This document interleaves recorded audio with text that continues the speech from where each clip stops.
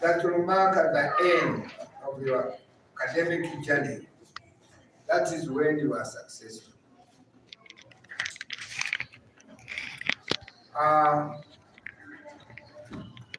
I wish to thank all who have attended, and I also wish to thank all the supervisors who walked with you the journey.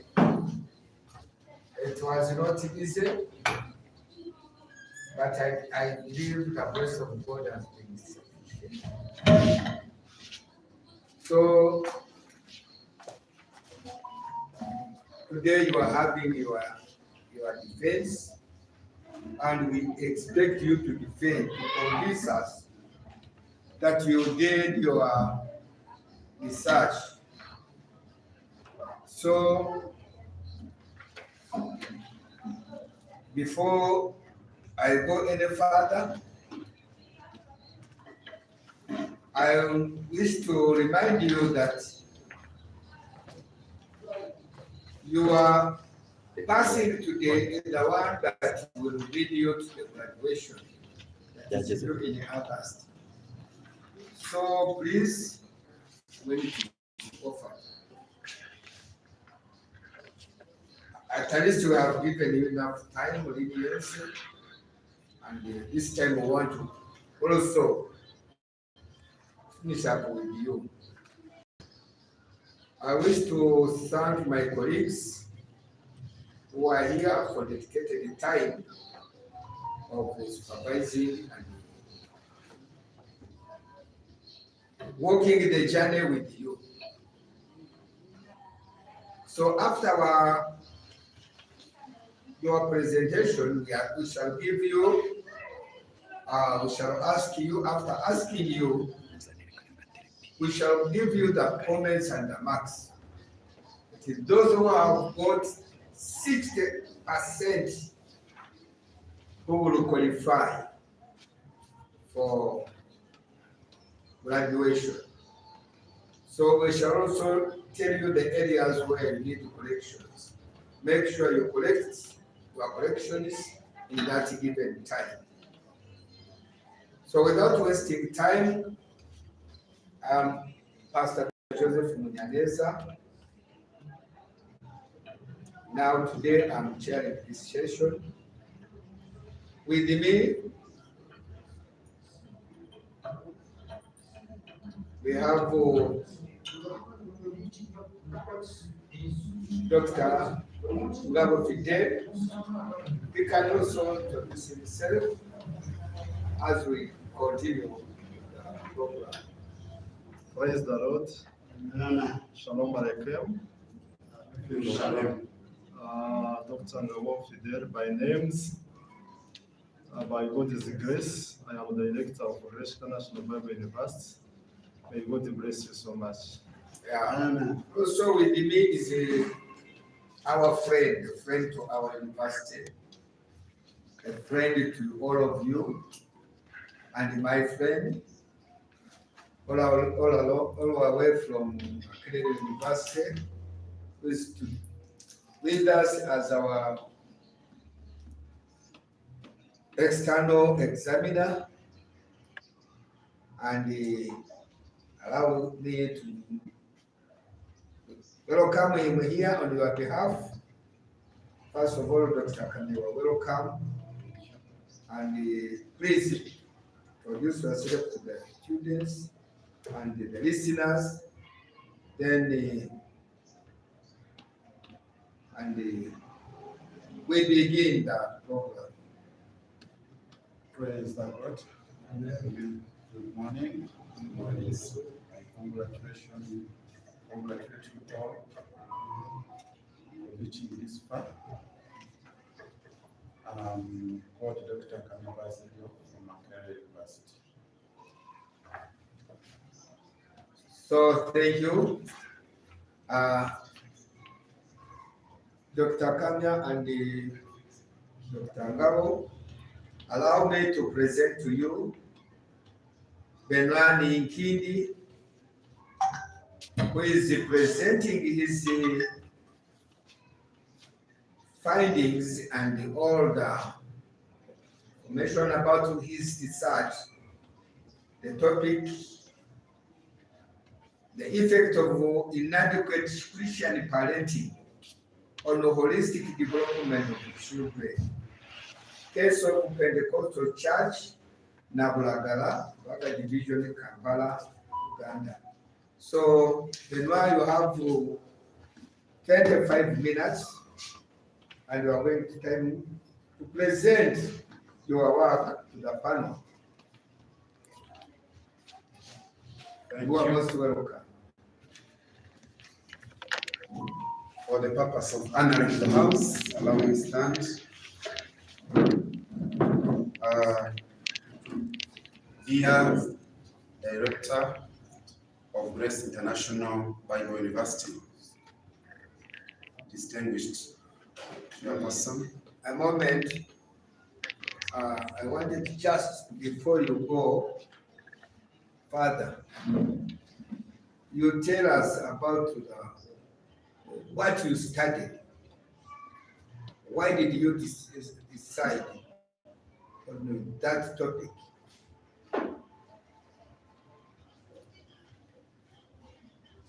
First, tell us why you choose the effect of inadequate Christian parenting on holistic development. What did you study? And briefly, what did you find out? I think we will move properly. What should we do in 10 minutes? Thank you.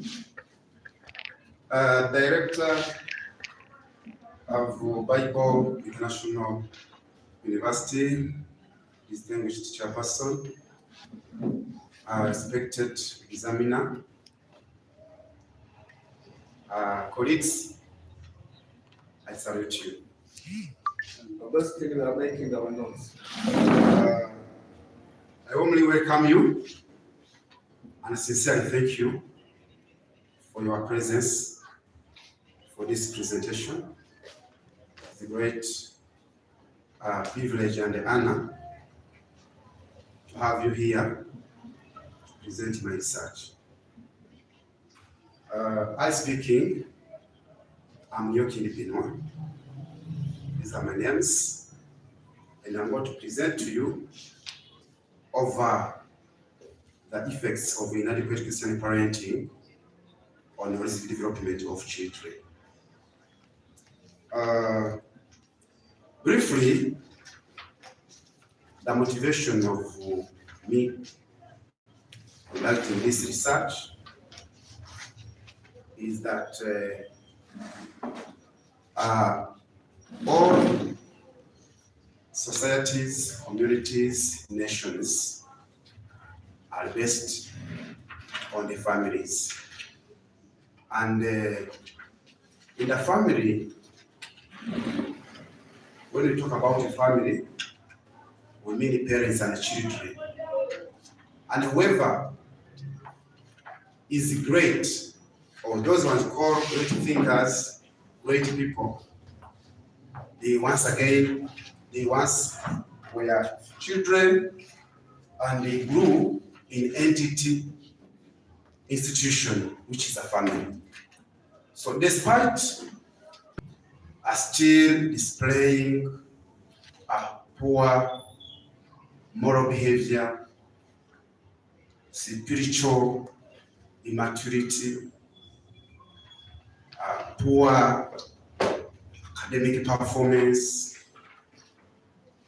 and lack of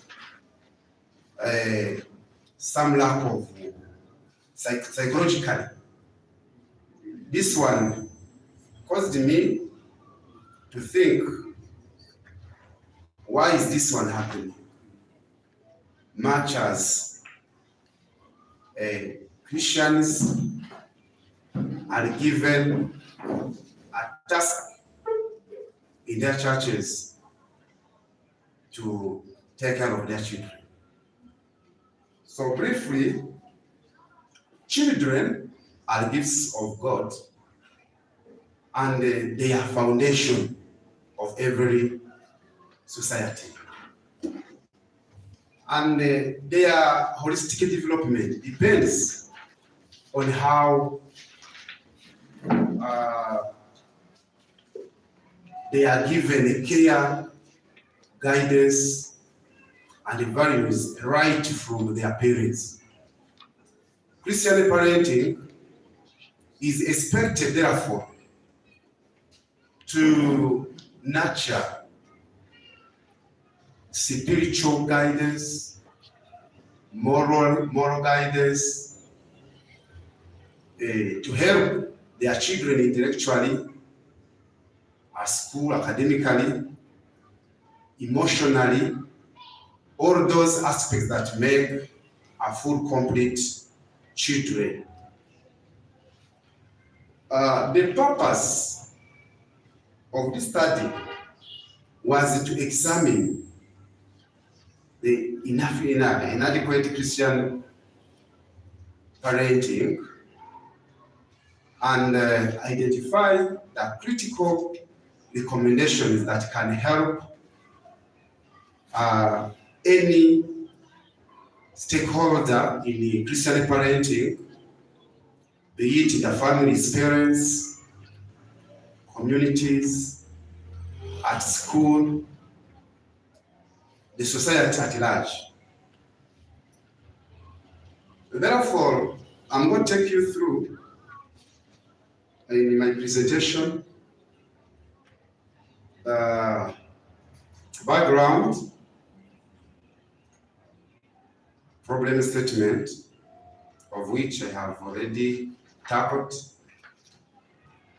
I'm also to take you through the findings a little bit back, objectives. So I'm also take you through the objectives, specific objectives, and then the findings, how questions of research were answered, and conclusions drawn. Lastly, the recommendations. The family is the first institution established by God. Remember, very well, God established the family. Every institution, every society, community is made of families, and God Himself is the one who established the first family, the first institution. Meaning that whatever we do, or we try to shape our children, we always base on the word of God. That is the biblical principles. Christian parenting, in my presentation, in my research, was expected to provide to children biblical values, moral guidance, emotional support, discipline in all aspects that make a complete child. This sought now to examine how inadequate Christian parenting affects the overall growth of children and the future well-being. As I have earlier mentioned, Christian parents, they have their practices they are trying to do, to implement, to instill social, spiritual, emotional well-being of children, but still there is the observation of poor morals,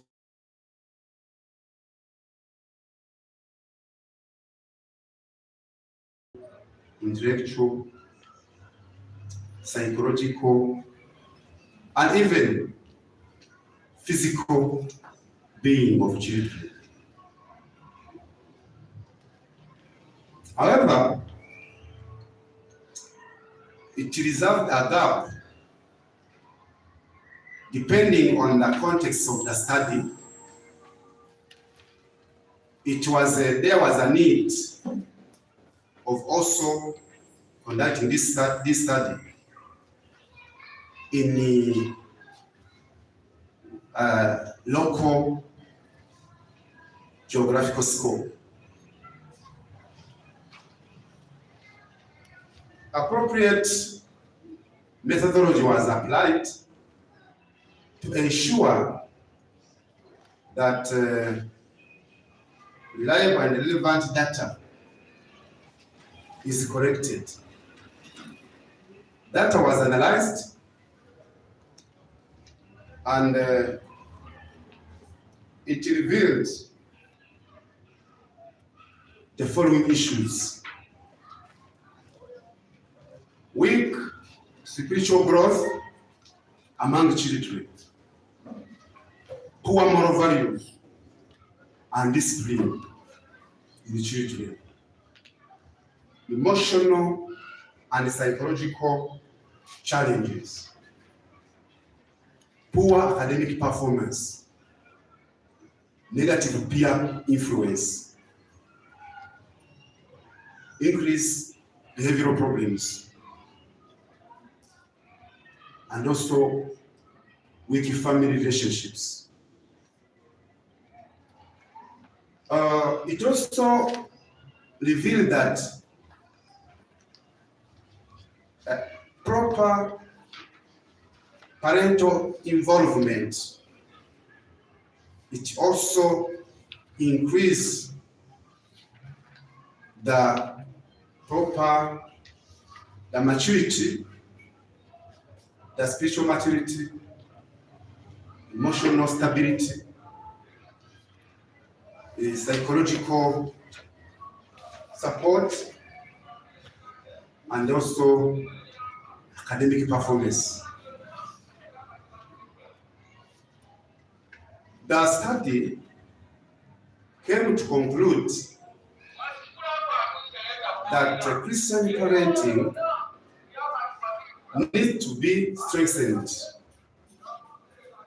to ensure that holistic development of children is supported. It recommends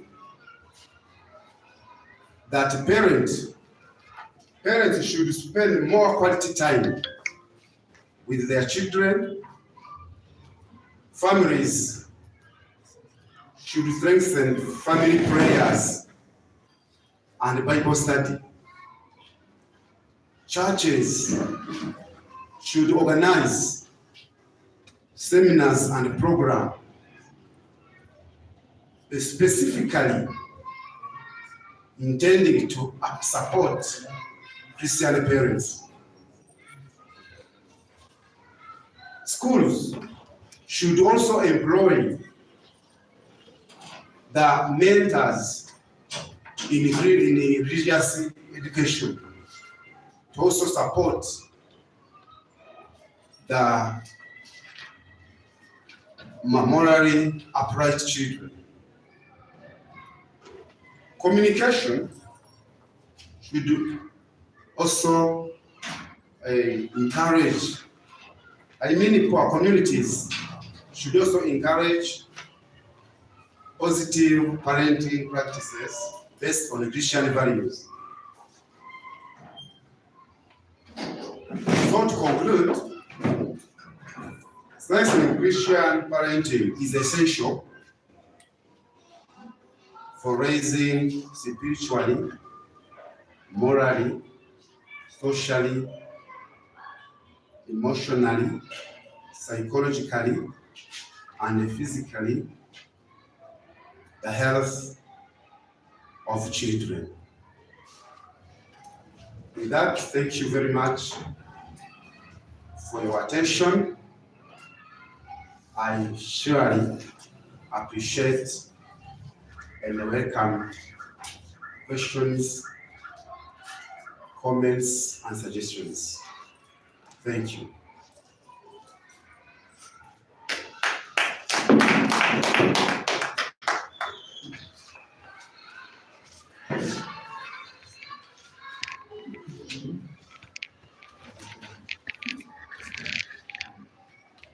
Thank you for your presentation.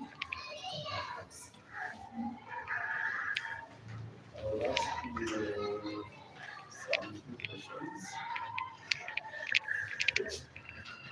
I don't know how you are presenting to us. Dr. Alexa, does it briefly tell us about your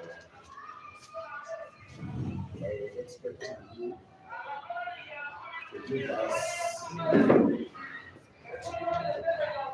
your motivation. What motivated you to carry out that study?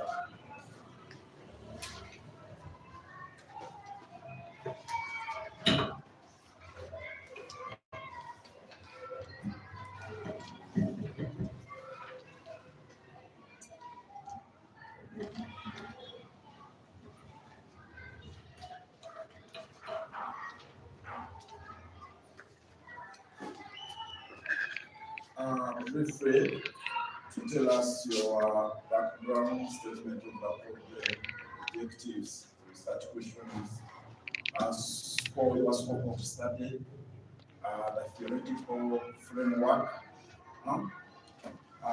to tell us how did you formulate your literature review, the methodology, and the findings.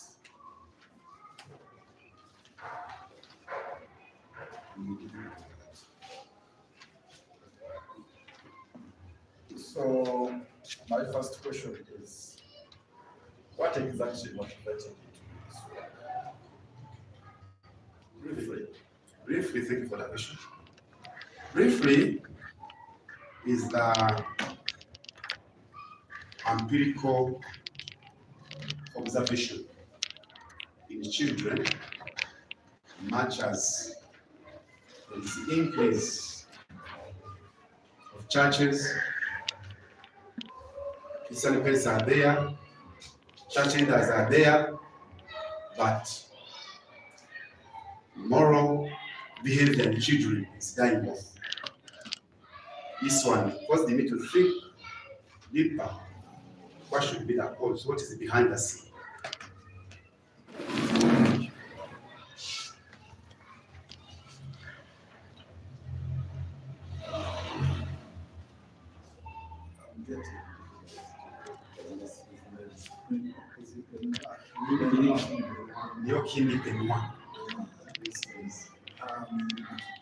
If you had 3 minutes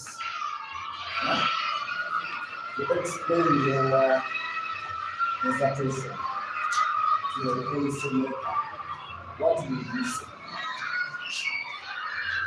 You know, if you had 3 minutes, What would you say? okay. Simply, I would state the problem on the ground and the objectives and the recommendations of what should be done.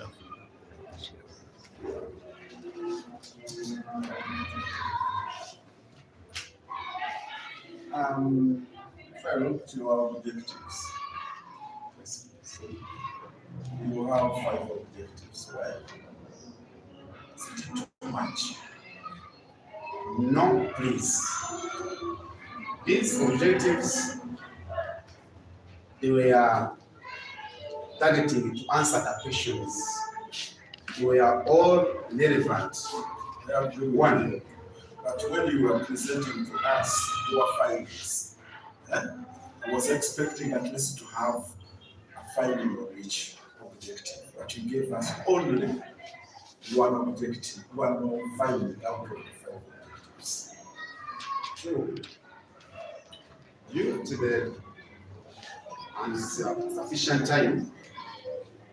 Time is I didn't control very well, but I know everything that is highlighted and it was answered. Every objective was answered. Can you briefly give me a hint on the findings of each objective? Yes, please. One, in my objectives, number one was to identify the parental practices.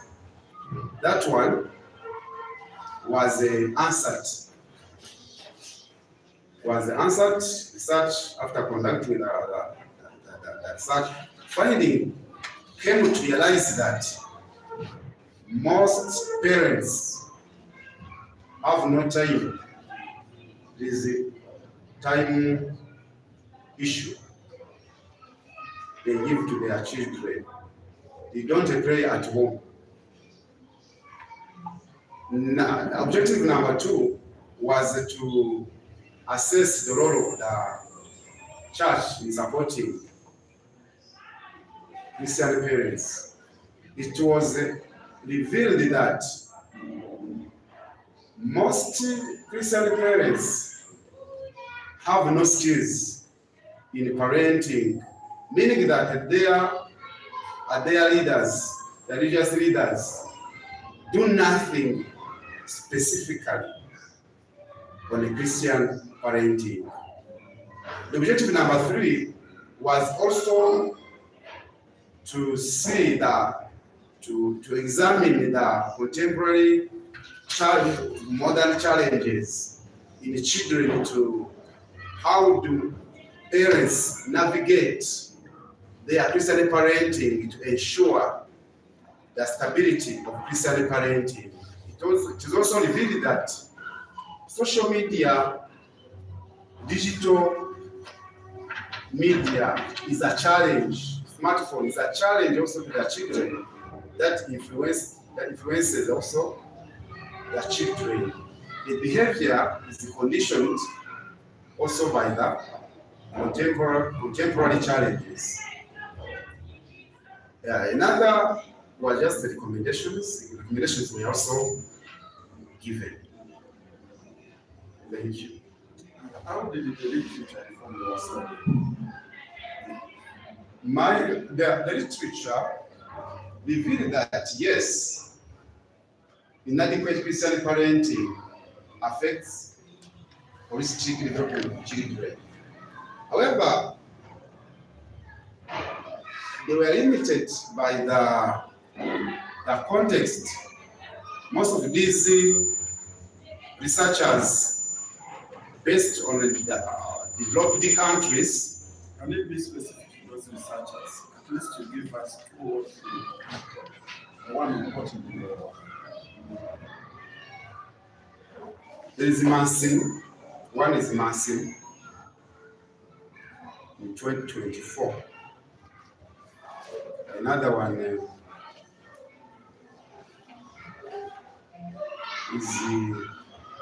Albert 2022. If I try to read this, please. Connection is very well. What is their argument? Connection is very well. Thank you very much. In connection to my work, they focused on the parents leaving behind their children. How do children internalize this Christian parenting? They just focused on their parents, church leaders, and like me, who even focused on their children, asked them how to internalize Christian parenting. How did you develop this? In terms of what, please? How did you develop your literature? How did you come up with the literature you have? Yes, I based on the theory that says that were developed by Albert Bandura. Social learning. Social Are learning. you getting my question? Probably not. How Probably did you not. develop? How did you develop The literature. the literature? In other words, in which format did you develop your literature? Oh, your literature review is based on that.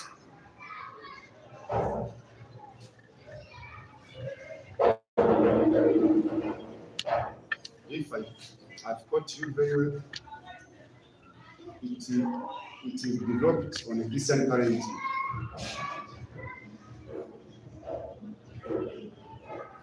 Did you have theme? Exactly. And what was the purpose of this? Okay, I've got you now.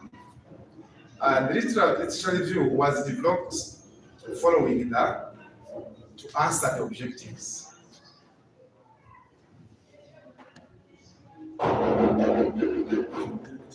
You give us objectives. Was developed how what did the Christian parents do in their homes, and how churches get also involved in the Christian parenting by giving support to their parents, their members, how contemporary challenges influence the Christian parenting in such a way, and also recommendations given by the previous researchers I reviewed. Such as Literature. your previous researchers. You did the same research in your related to your topic. You can open your book. There's no problem.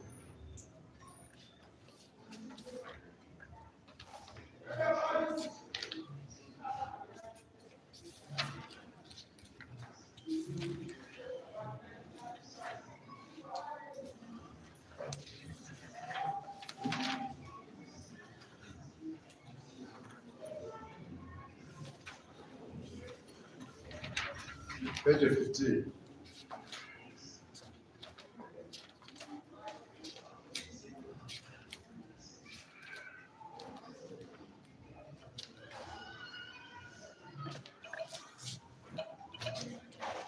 We have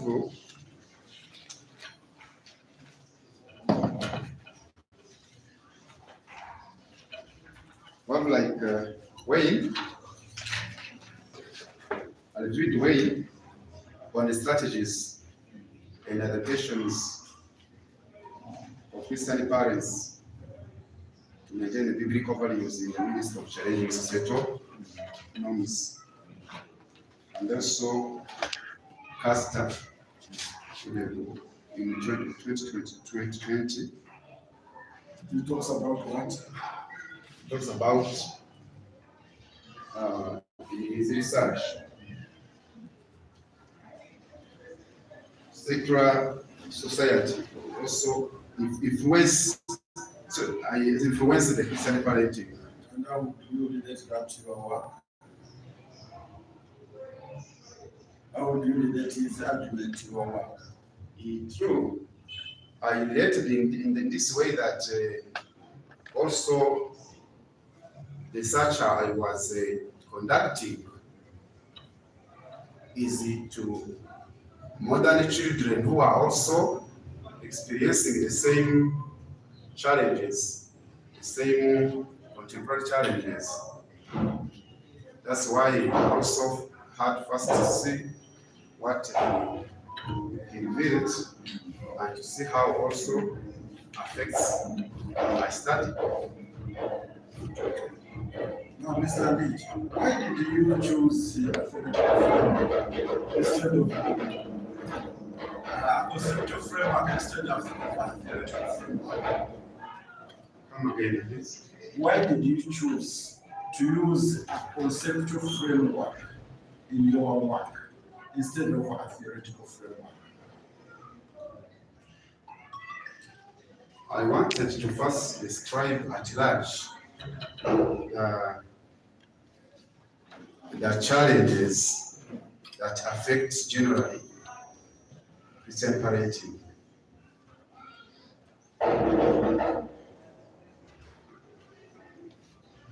What is the reason? But theoretical framework also was applied. That generated the factors.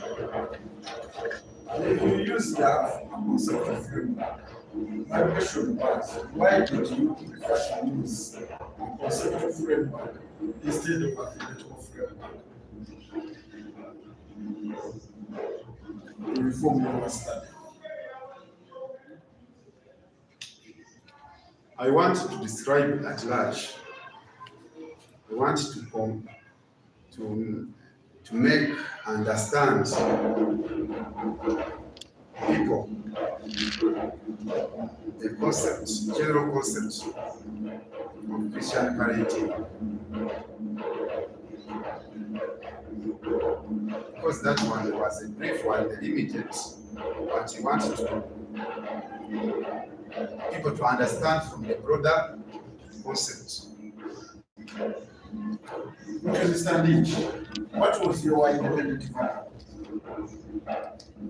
Independent values was these practices, Christian parents.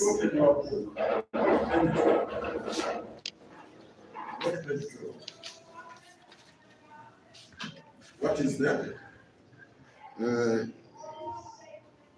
Christian model. No, I'm asking what is on page 12?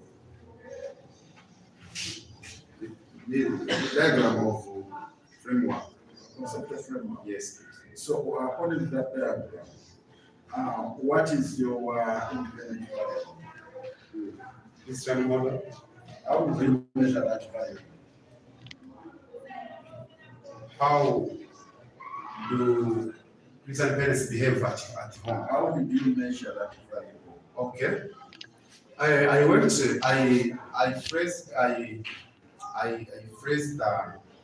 formulated the questionnaire. I formulated the questionnaire. Are you getting this?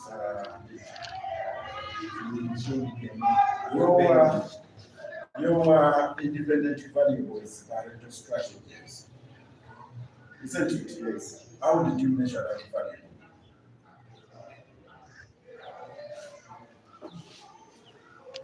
I don't know who did this work. Exactly. How did you measure that value? I measure by interviewing.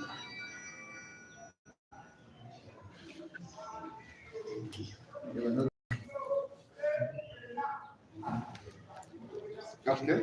So what is Can the you purpose? calculate him the What is the purpose of indicating Bible study, prayer, Christian model? What that is? The purpose, depending on empirical evidence, the purpose was to know whether children really constitutionalize the word of God at their homes. That's the purpose. Can you explain this conceptual framework, linking it from yeah.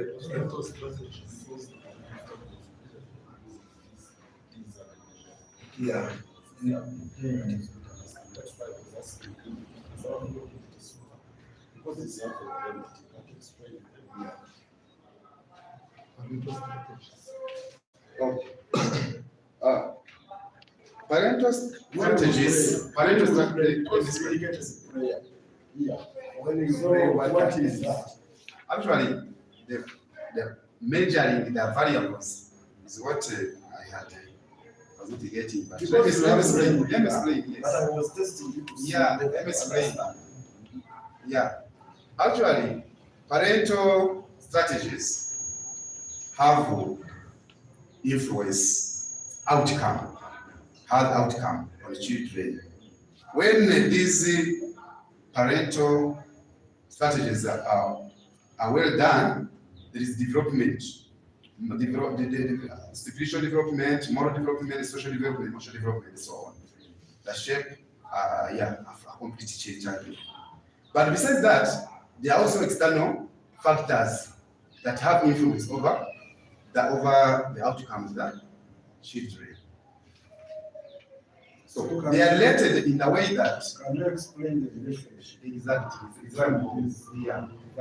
Exactly. Because we need to understand. Thank you. You are the one who did the work. So help us to understand This the diagram. relationship Thank you. between these variables. There Because are I'm seeing independent variable, dependent variable, and relative variables. So help me to understand those variables. Thank you. These variables, one we have in these variables, independent variables, which are practices of our parents, and these practices of parents are supposed to bring out the outcome, positive outcome, like a spiritual development, moral development, social development, but alongside with the external also factors that also have influence over the children.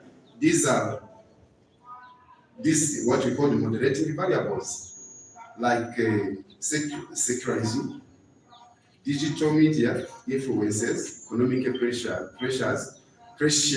pressure, meaning that in a way that much as parents are striving to have better children, they need also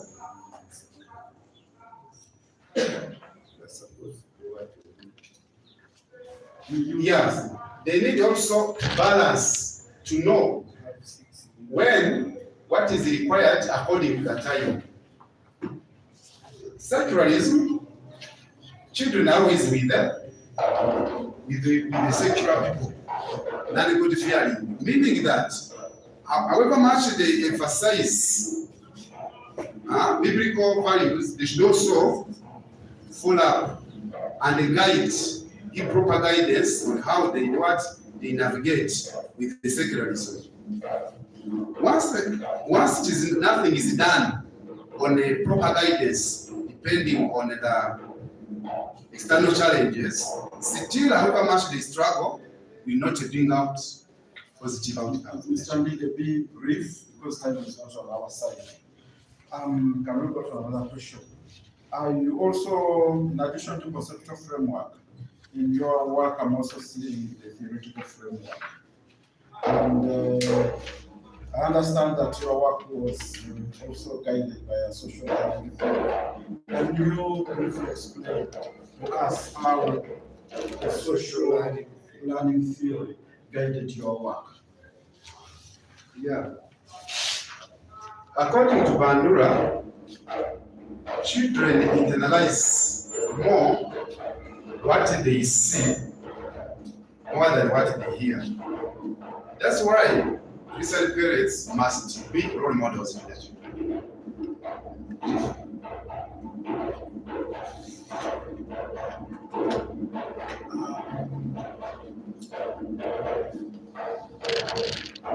Can you briefly explain what was the design, the methodology, sample size? How did you come up with that sample size? The tools you used? Thank you. In brief, my master degree applied mixed methods. These are quantitative and quantitative. And the sample size for quantitative was 100 participants. 100. And that is what? But respondents, quantitative and the quantitative. How did you come up with that sample? Actually, it is unfortunate that all 100 we are not did not bring the results due to the language barrier. I agree with you. That Because you can't grant any the correct 100%. But how did you come up with that sample? The sample for 100. It was a belief reliable and How did you determine that sample size? I determined actually where the geographical scope where I conducted my research. There are a number of Pentecostal churches where I conducted my research. So I counted, I estimated the members that participate in those churches. Using which method? I use the quantitative method. No, you used mixed method, isn't it? Yeah? Now for qualitative, how did you determine the sample size for qualitative? And for qualitative, how did you determine the sample size? Just focus on the key formats. If I have responded, I'm getting probably not. No, you have sample size. Yes. Yeah? How did you determine the sample what size? helps you to come up with 100 respondents, which will include pastors, teachers, youth, Random. and Christian parents?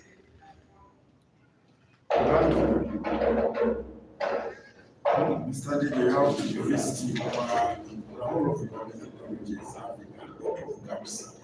You will visit to be supervisor. This is not supervisor.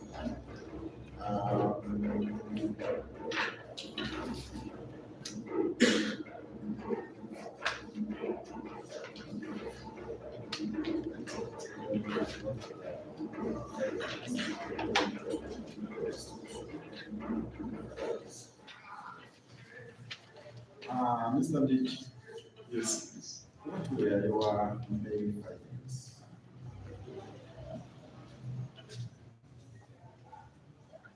My main findings,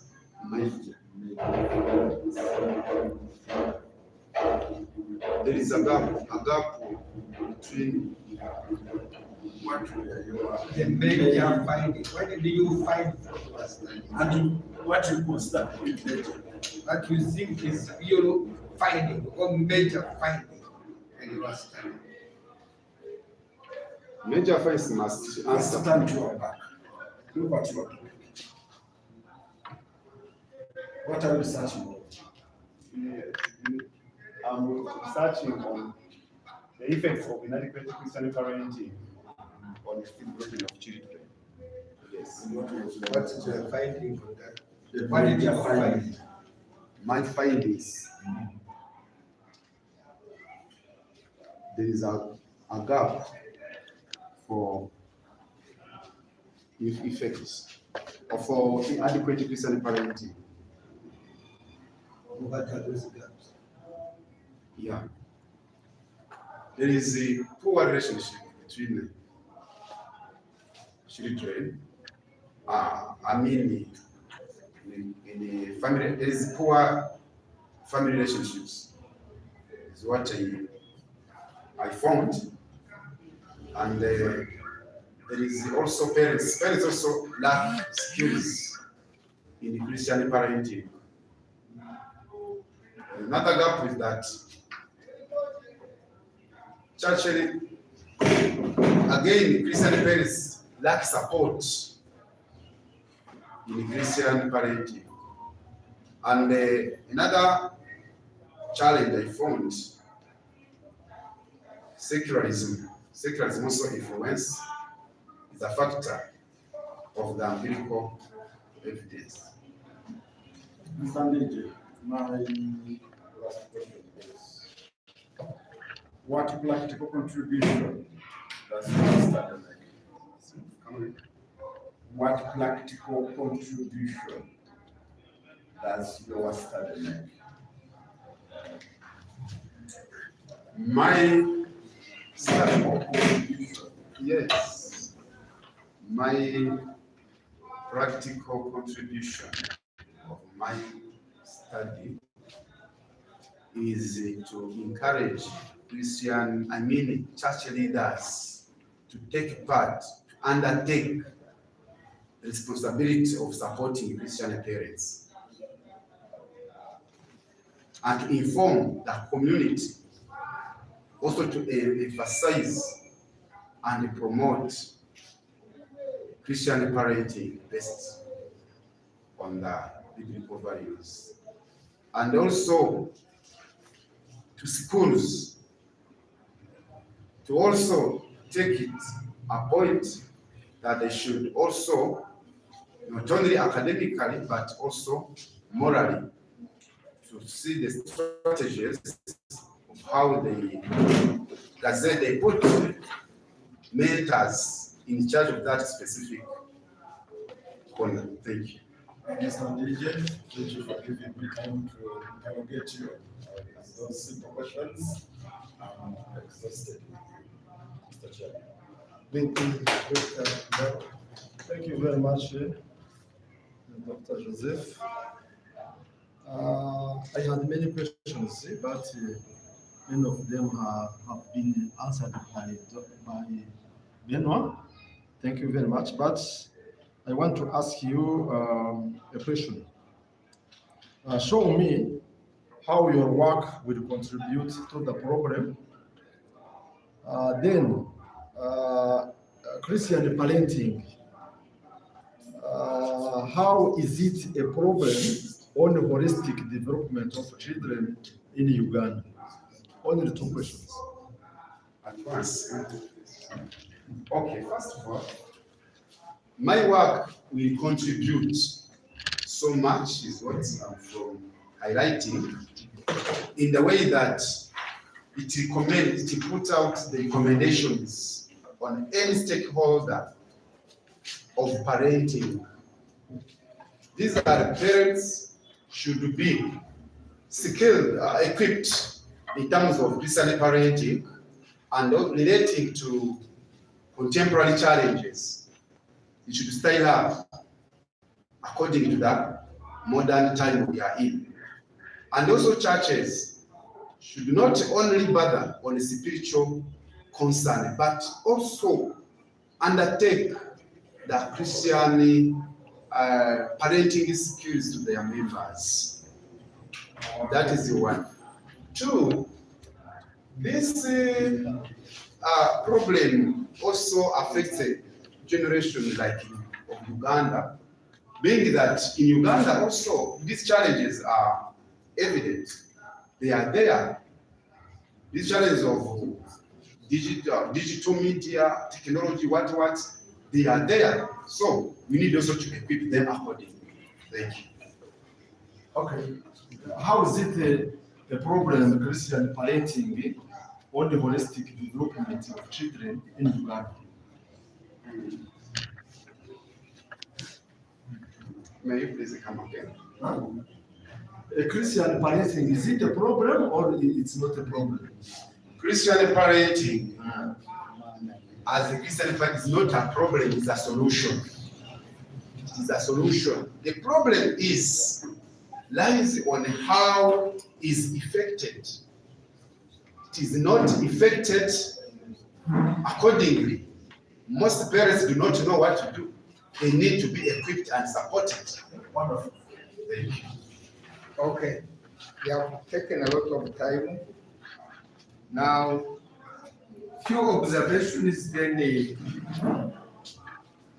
we'll go to the next. One of the challenges I'm seeing, and it is a common to all, you are not following the school format of writing out just from chapter 4 to chapter 6. Second observation I'm seeing, there are things you are importing which are not in our school format. Things to do like overall summary. Do check your 4.6, 5. They are not in part of our school.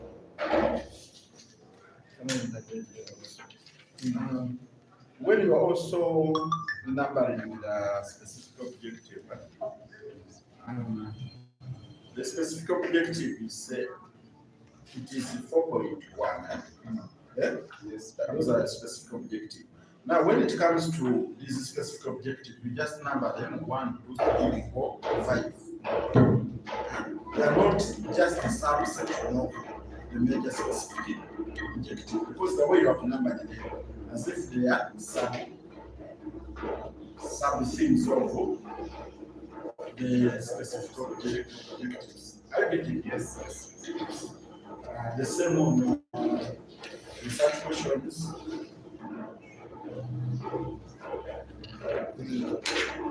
So,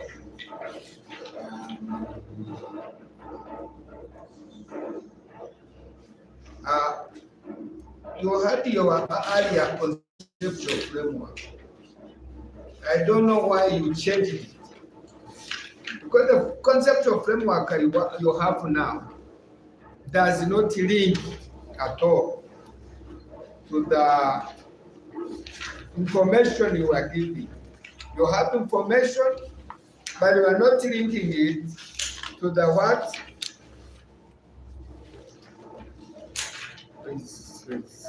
To the conceptual. It doesn't explain exactly what you are saying. It doesn't explain very well your conceptual framework. Let me show you.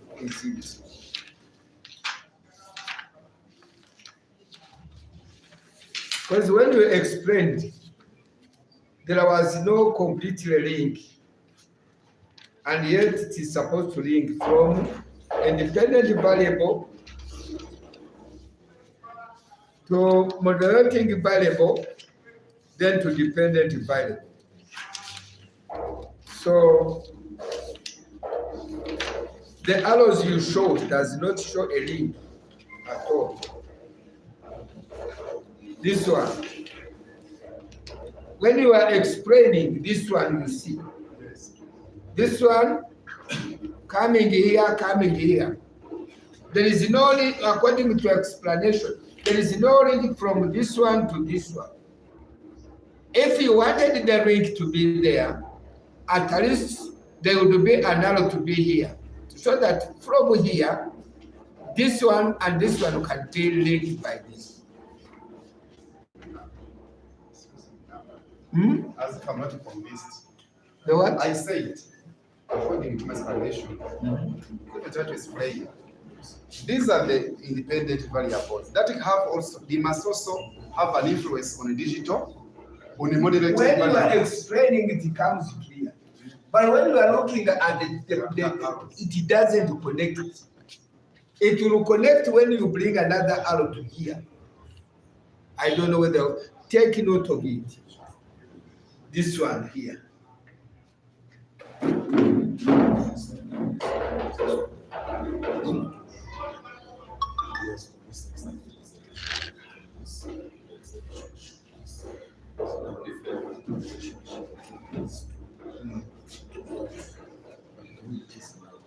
It is okay, but it sounds better when it is that link. The link, I'm not getting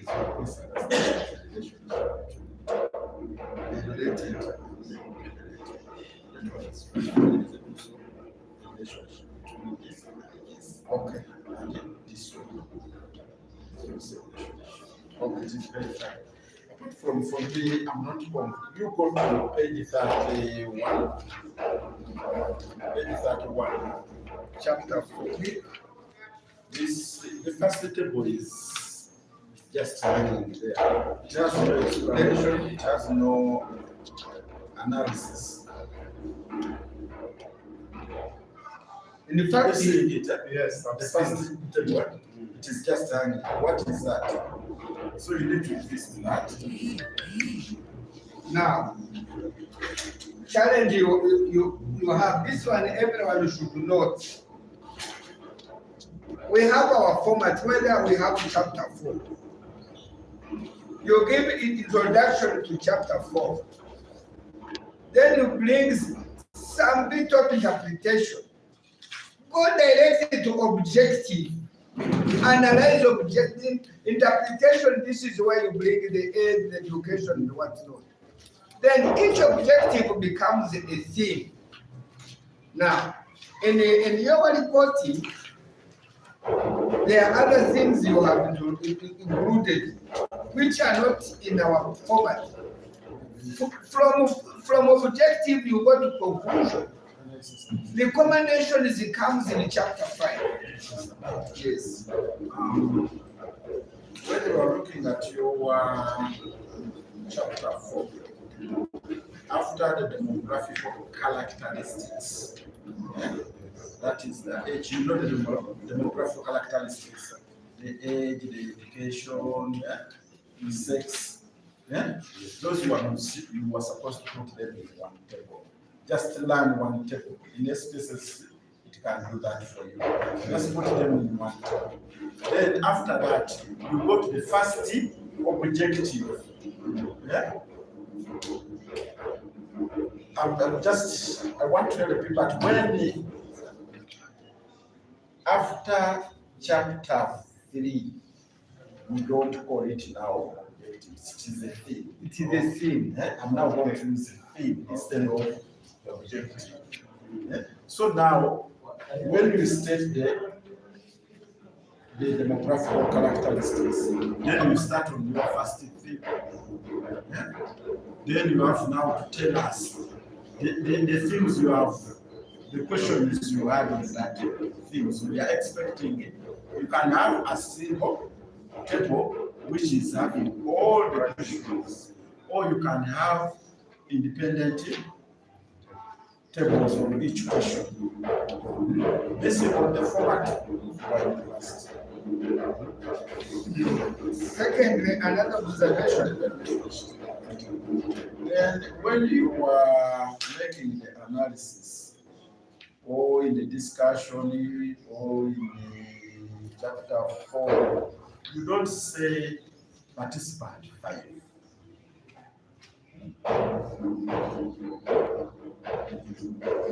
If you want to quote the participants, quote footnotes. And in the footnotes, you tell us you are not also going to mention that participant 5. You will say interview carried out on this date with a pastor in this church. You can learn extra Bible by even telling us the time, the village where you carried it was, if you want to report in the chapter. But to your level, that should be on PhD. But to your level, you will do that. But avoiding participant, 5 participants. I'm going to do a thorough comments. I'm going to send you a thorough comments, provided that you give me the minutes time. Because now the minutes for the last defense, I received them midnight today. So yesterday, sorry. But it is today. It's today. Yeah. But if I can get them today, then before Monday you can get our comments. Excuse me, if I may ask. For the focus groups, whereby you need to, actually the format of my questionnaire was not just a feeling of multiple choice, it was just to respond in the format of answering, like interview. Since now there are many, I don't know whether they will use the footnotes for each and every one. No, I told you at your level, I was just giving an example. At your level, no. Unless if the format, according to the university format, they are saying that you can use that in chapter 4.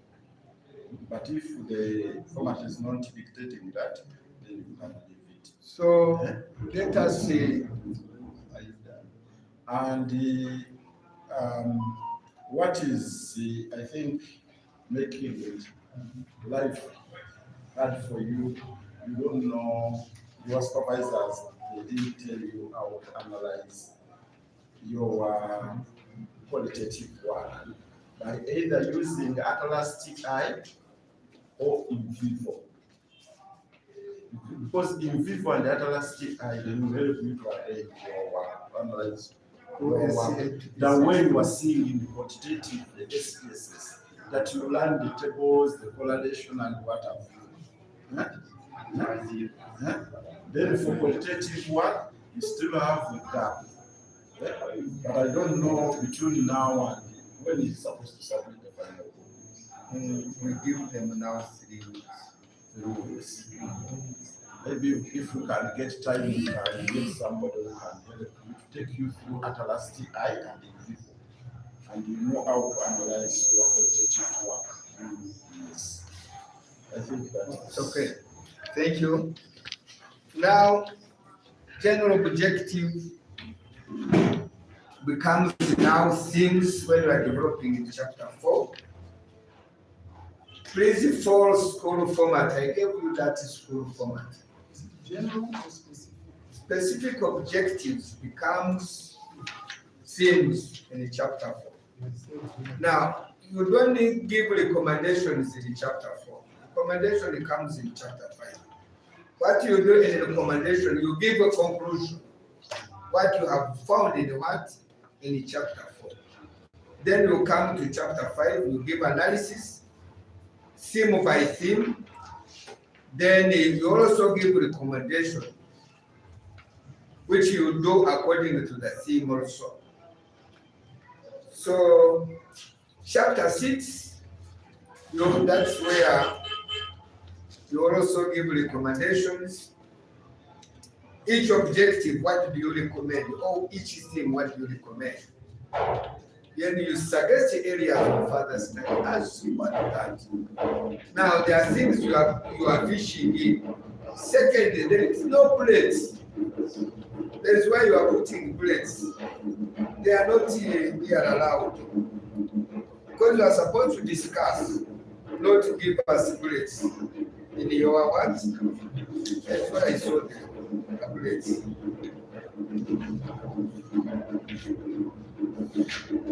Right.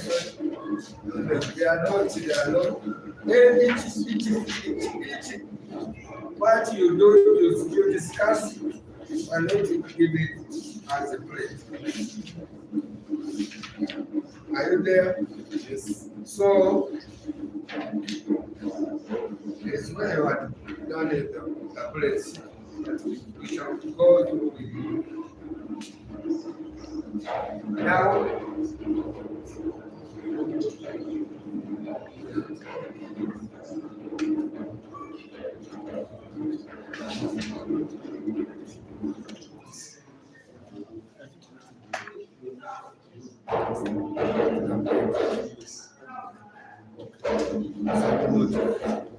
thank you for your time.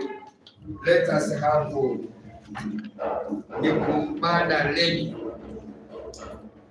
And it's not our friend, but we shall try to.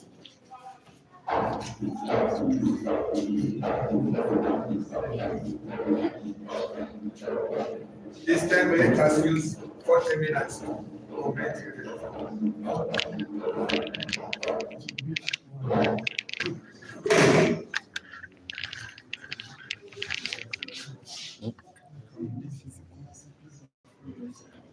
nakabonye nari ngize ngo muri aho mwanya nk'iminota 10 nari ngomba briefly in 10 minutes,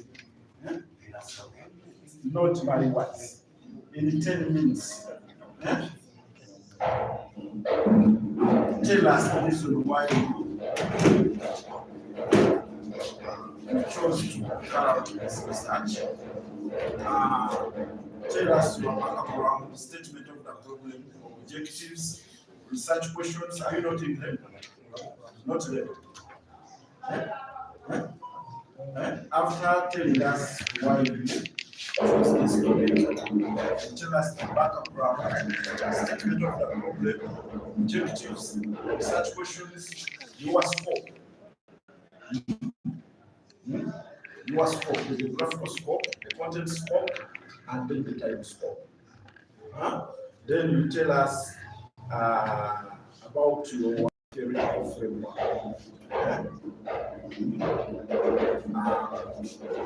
Briefly, the literature review. You don't need to mention the literature review, but you tell us how we came up with that literature review, then the methodology used, and then the findings.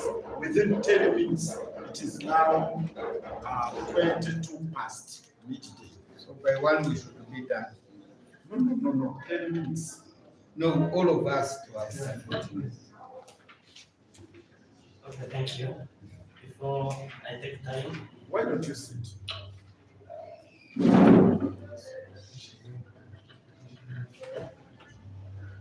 before I take time, I thank God for giving me this opportunity to be here, and I thank everyone who is here, specifically our lecturers and the directors and my supervisor and our colleagues.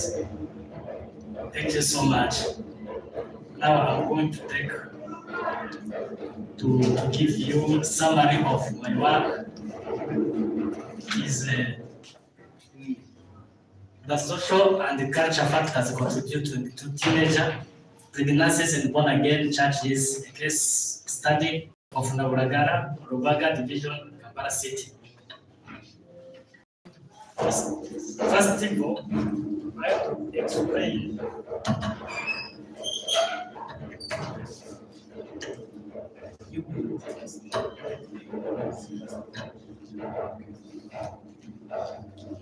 I want to explain what the meaning of teenager. It is a younger girl who become pregnant before age of marriage. Normally, it is that younger mother is between 13 to 19 years old. Now, my work, chapter 1, it provides the background. Normally, background it is the problem which is in the whole world, continental, in Uganda, and specifically in Naburagara, which is the area which is I'm going to do, which is I done in my work. And the statement of the problem, it is even all words knows this problem of this girl pregnancy. The problem is still there because if you see even in our area, the girl who become pregnant is there normally. We are going to do purpose of study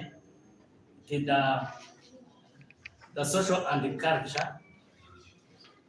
Like the topic was, we are going to examine the influence of the churches. Number 3, we are going to explore the challenge of the challenges of coping mechanisms of parents. Number 4, to assess the impact of teenager pregnancies on pastoral care and the effectiveness of internal disciplinary practice within Naburagara born again churches. We are going also to see the framework. We are going to see again in chapter 4 it's about literature review, which is containing what other scholars who have who have studied this problem, what they have said about this topic about in born again churches.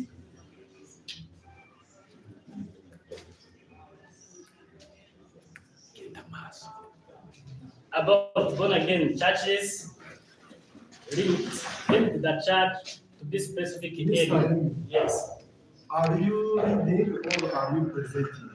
I'm just summarizing. Presenting your work. your work only. Because you are like giving us the introduction of what you are going to say. Yes. Present. Present. Because when I told you that you present as the background statement of that problem, you just come, you say the background, then the statement of that problem was this and this. My objectives were this and this and this. Within 10 minutes. Okay, about the background is Nabaragana division, Kampala City. Mr. Remy, what is your topic? The social and the culture factors contributed to teenager. Pregnancy, Your presentation. But page,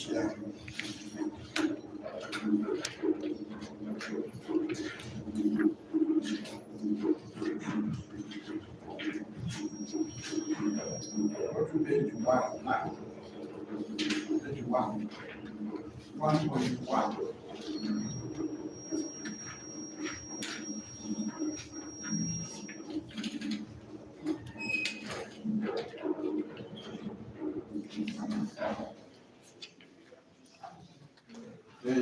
Page 2, 1.1. Are you there? yeah, Page 1.1 is what? background of the study. Yeah, that is what we want you to tell us, not to tell us nothing. Are you getting us now? Yeah. So briefly, we want just you to tell us, not word by word, just briefly, tell us that my background was this and this and this.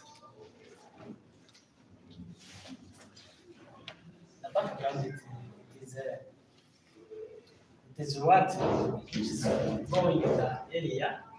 This problem of girls who become pregnant before age of marriage. Now,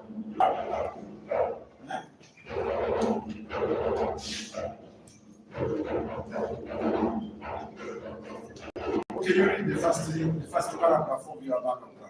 teenager pregnancy is a persistent global health and social phenomenon with profound implications for the well-being of younger mother, the children, and society at large. As of 2025, the World Health Organization continues to define adolescence as the period of life between 10 and 19 years. This decade is characterized by rapid physical, cognitive, and psychological growth that lies the foundation for lifelong health. Southeast Asia, a technical overview updated on November 17, 25 confirmed that will define adolescents as individuals in the 10 to 19 age group. Teenager pregnancy or adolescent pregnancy is generally defined as a pregnancy occurring within this age bracket. This phenomenon is not merely a biological event but a complex public health challenge deeply rooted in social, economic, and culture determinants. Pregnancies occurring during adolescence often carry higher obstetric and neonatal risk and complications compared to pregnancy in adulthood. Those risks include higher rate of maternal mortality, premature birth, global babies, and subsequent infant mortality. So briefly, what was your statement of that?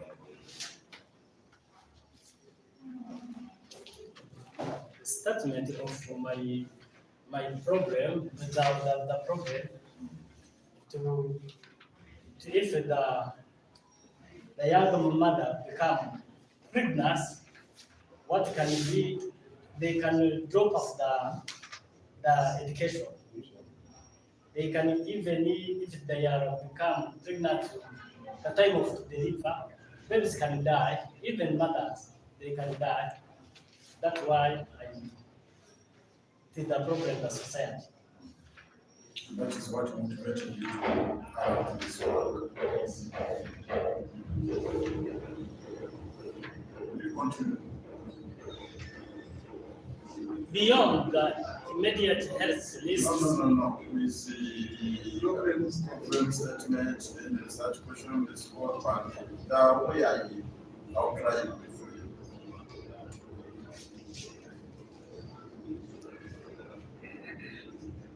I continue to Present. present. Yes.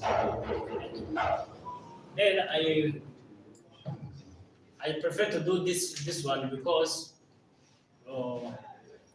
other scholars who have said about this topic, even there are some recommendation. The problem continue in the world, even in our country. That's why I prefer to do this research. Uganda.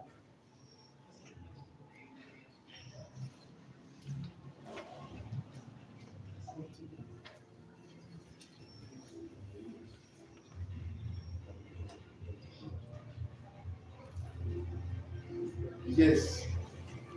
Are you done? Can you tell us about your methodology? What method do you use? Sample size, what design?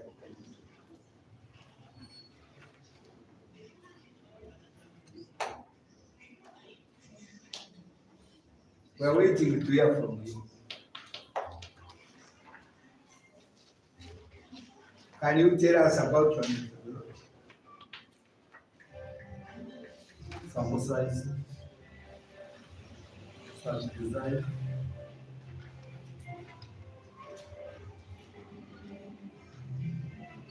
Remy, are you the one who did this one? Yes.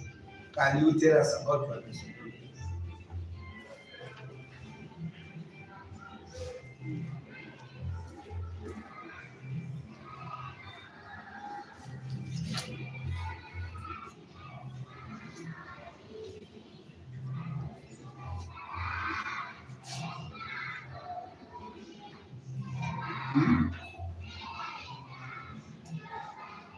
So you don't know the method you use to do your research?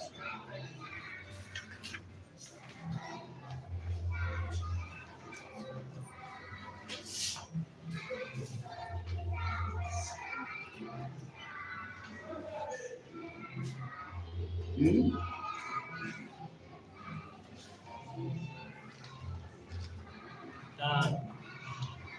The methods, it is a social and culture.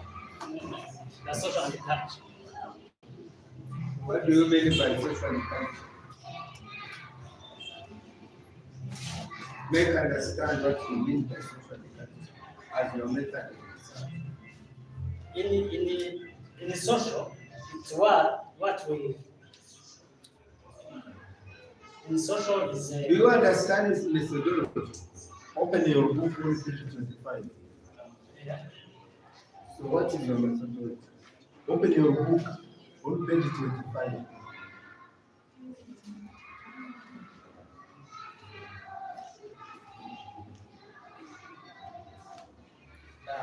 The methods and the procedure that were employed to conduct the study on the social culture and future factors influencing teenager gymnastics within the born again community in Labrador. So what is the method?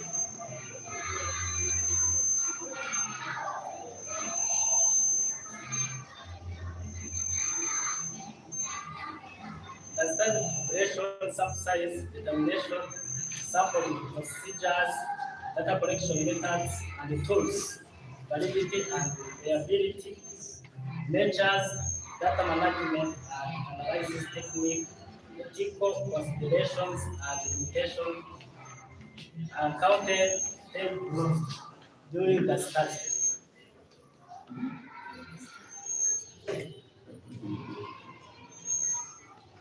We are listening, but you are reading for us. We want your explanation about your method.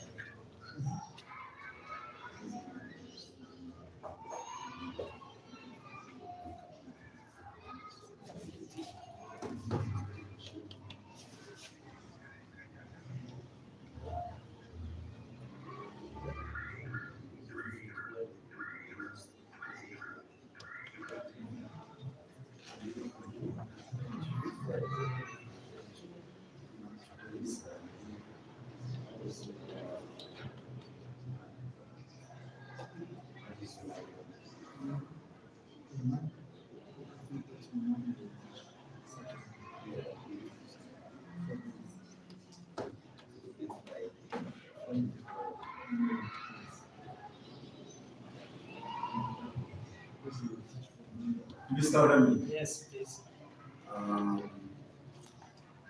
because we don't want to waste a lot of time. I'm requesting to give you 1 week from today. You go back, internalize your work very well. You really check within 1 week. Then you come back on Friday and present it. Okay, thank you. Because I'm seeing there is a problem. When we talk about methodology, you don't know what it's about methodology. When you talk about literature review, you can't even present your background. You can read your book, internalize it well. Then you come back on Friday. Okay, thank you. So, can we have this minute? Where you are getting, you have my number. I can do it. Where you are getting issues, you can call me and we discuss. Or you get my number, we can discuss after presentations. Because we don't want you to get a degree which you can't defend.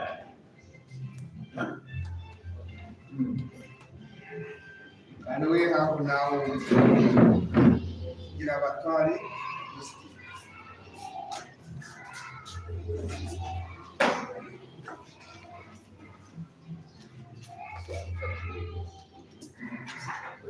Where is your book?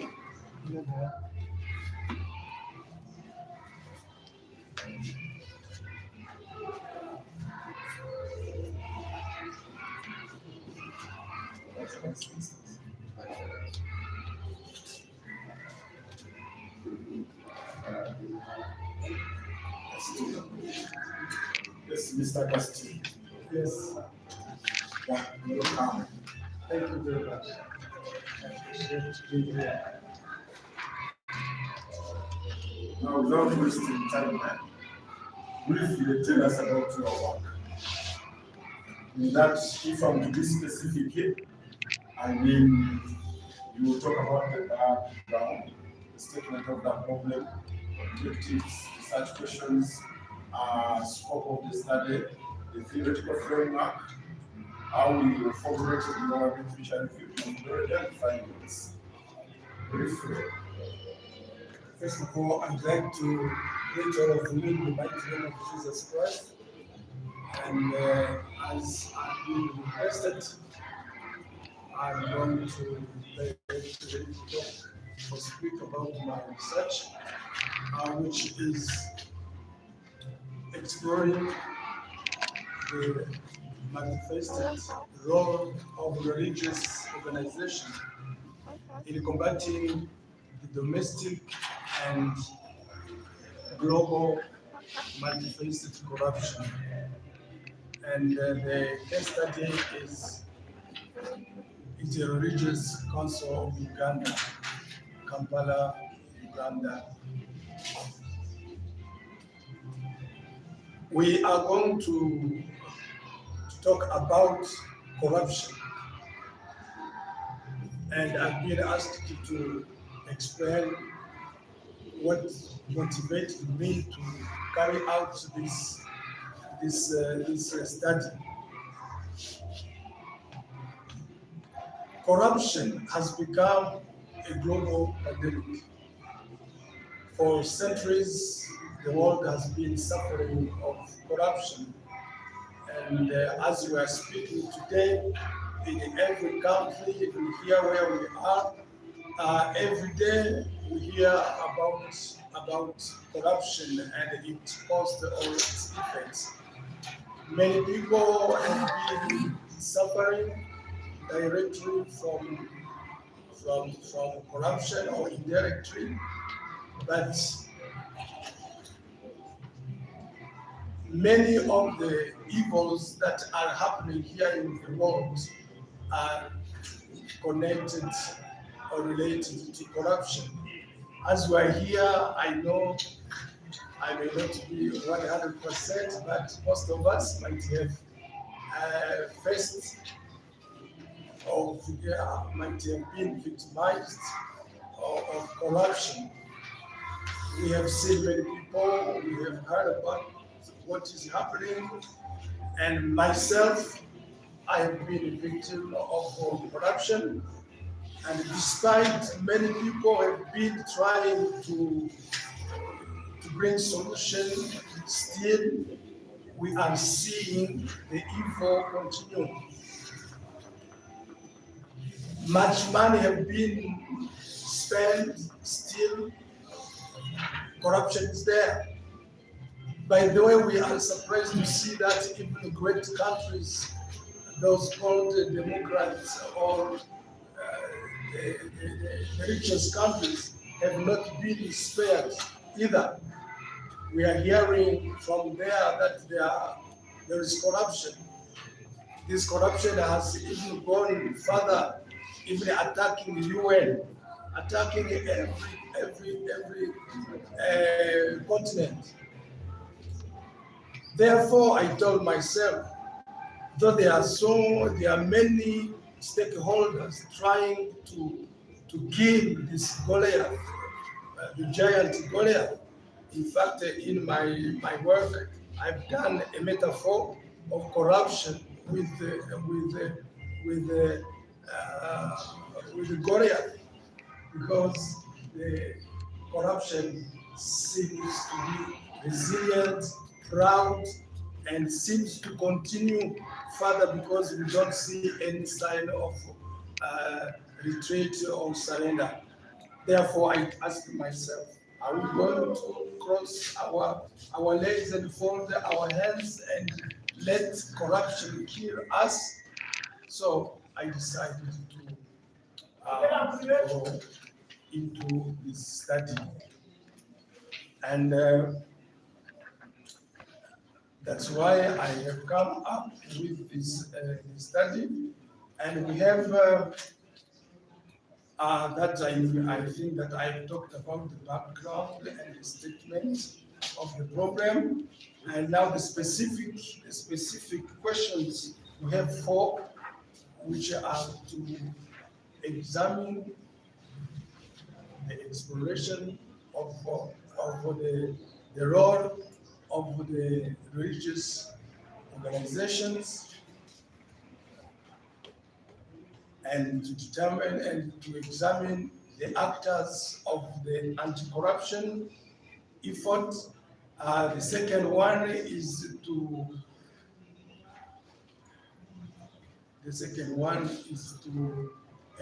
investigate if really these organizations, the religious organization, are overlooked as they pretend or as they have come out to say that we are among the stakeholders, but we have been overlooked.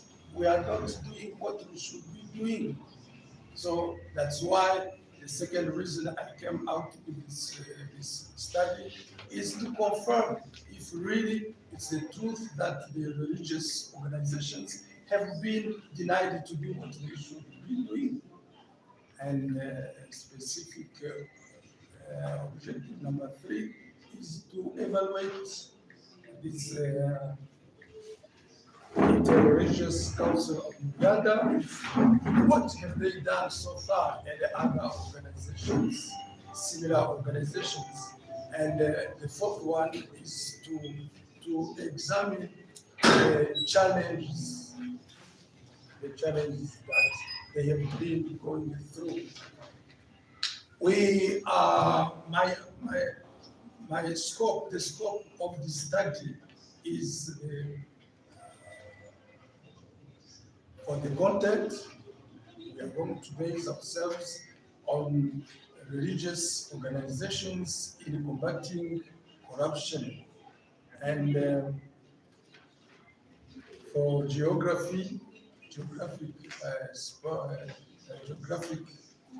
scope, we are in North Ruaga,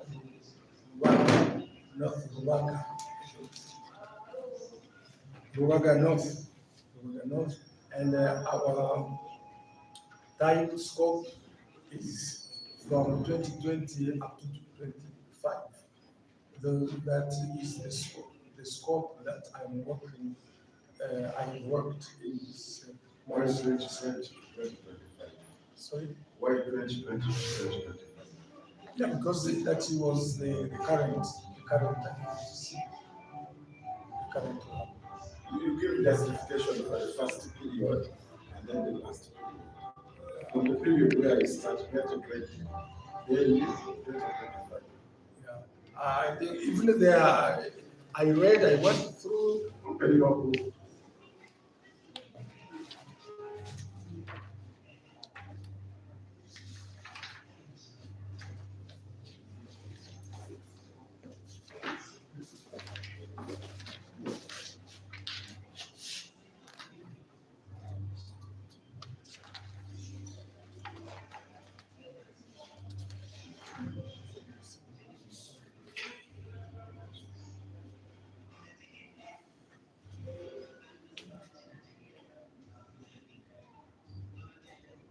Yeah, it's from 2000 up to 2025.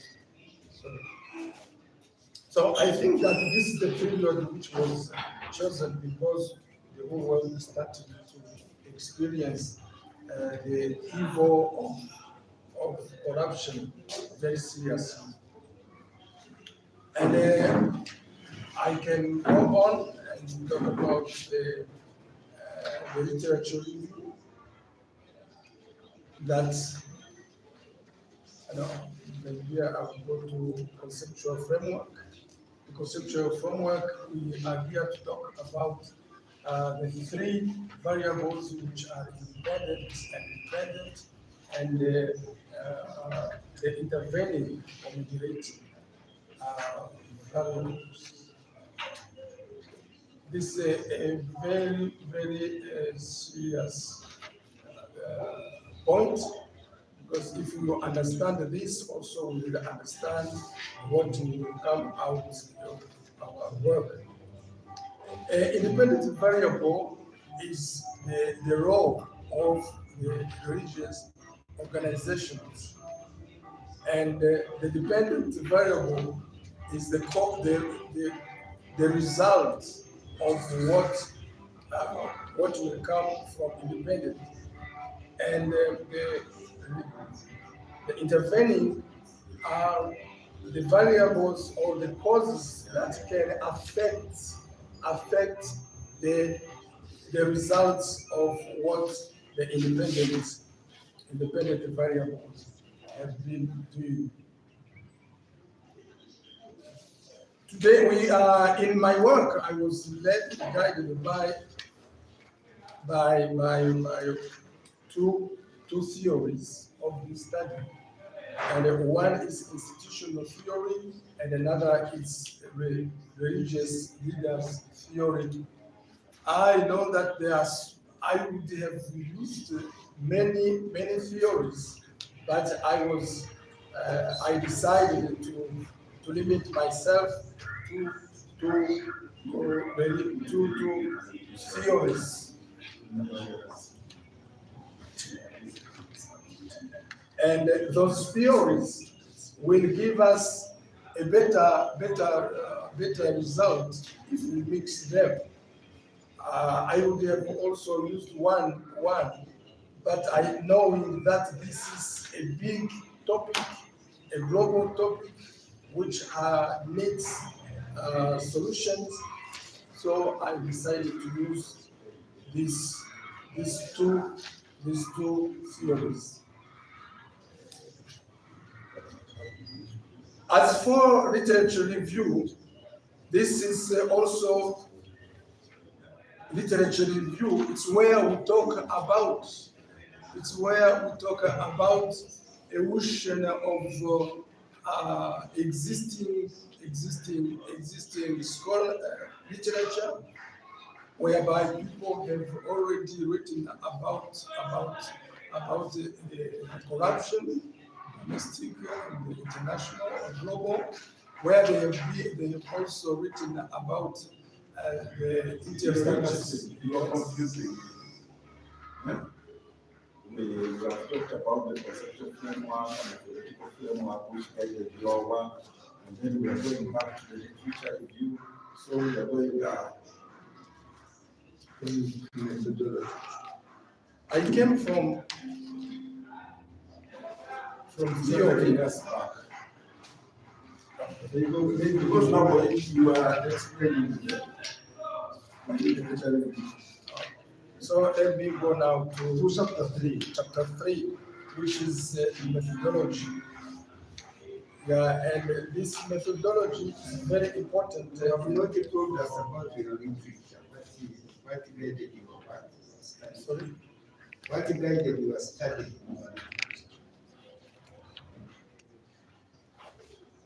Yeah, what guided me in this literature, I first of all took my theory, the two theories that I have already mentioned, and I came to analyze all the things, living on my 4 objectives, specific objectives. I came out also, I identified some gaps in the literature, and I came out the solution that can address the identified in the literature. You have solutions Or how there are gaps.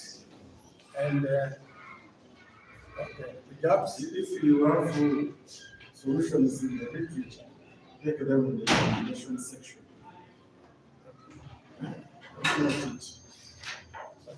Because we have mentioned it, which means they are there. Yeah, Transfer them to accommodation. solution.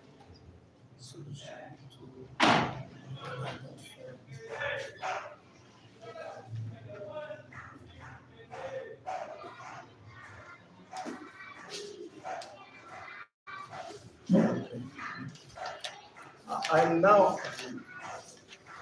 chapter 3, where we are talking about methodology, which is a very important chapter, whereby we are going to see how the problem which we identified in chapter 1, chapter 2, how we are going to deal with them how are we going to deal with them? And I talked about the methods which I used, and the method I used is the mixed qualitative and yeah, and I use the surveys, I use the interview focus groups and document analysis.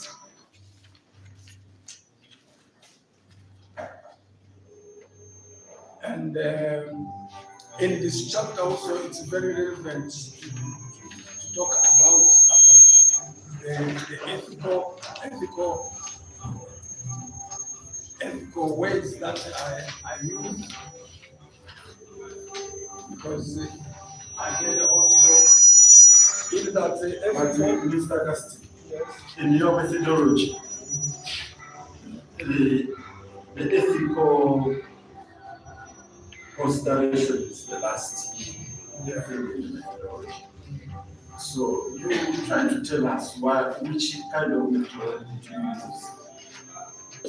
You tell us the design, what was the population, sample, the methods you used, the tools.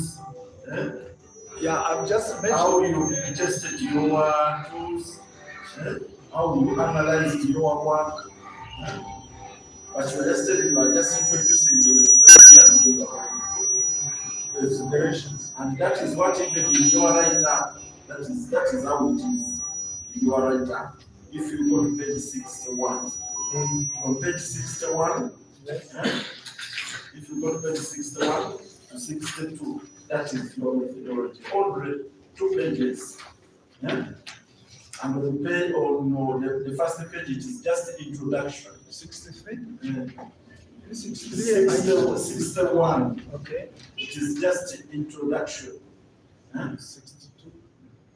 Design, study population.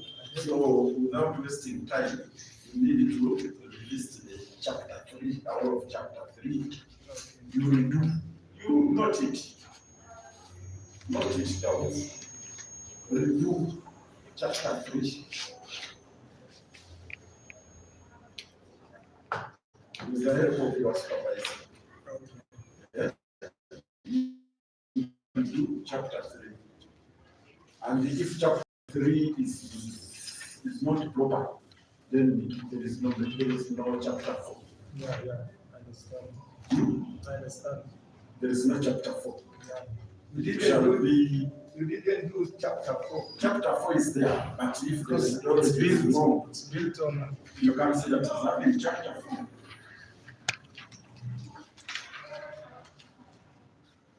Revised chapter 4. You can present to us, but I know this must be happening because we are Let know that we are not deprecating somebody's work because it is a lot and you don't have methodology. So how did you come up with this?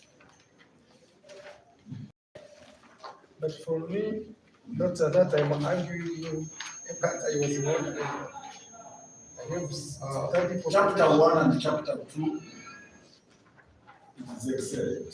Okay. But when it comes to chapter 3, it is totally vague. There is no chapter 3. And if there is no chapter 3, then what are you going to tell us in chapter 3? Now, in chapter 3,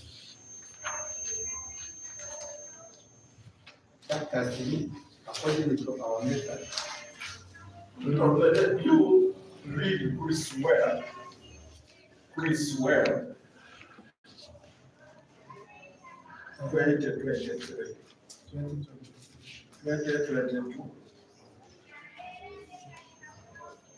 Those two will help you because it has methodology, it explains methodology very well. now, maybe to clarify in chapter 3, you bring out introduction briefly, start design, started population, sample size and selection, data collection instruments, which include self-administered questionnaire, group discussion guide, interview guide. Then you do pre-testing of data collection instruments. This is where you show validity, the ability. Then you show also the procedure for data collection. Then you come up with methods of data analysis. Then you show qualitative analysis, quantitative analysis, ethical consideration, then limitation of the study. Then if you have budget, you budget, and if you work a plan. But at this time of presentation, you are to get a limitation of the study.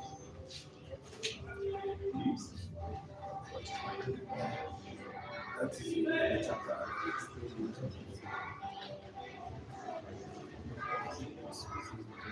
Yeah. So, the best your work. You can present to us chapters you have. So we don't know how you came up with this. You convince us.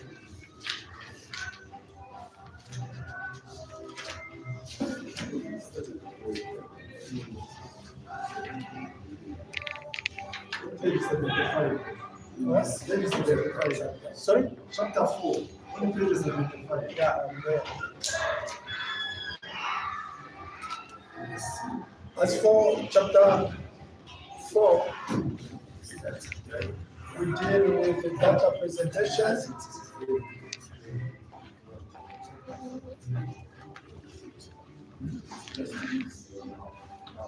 He has intensified to explain that he has. Yeah, that's what I'm saying. Me too. I see that everything I have it. You have it, but you are failing to explain it. So which means we copy You are not thinking that you are going to redo such chapter 3 when you have it. I have it everything me too. But you are failing to convince us.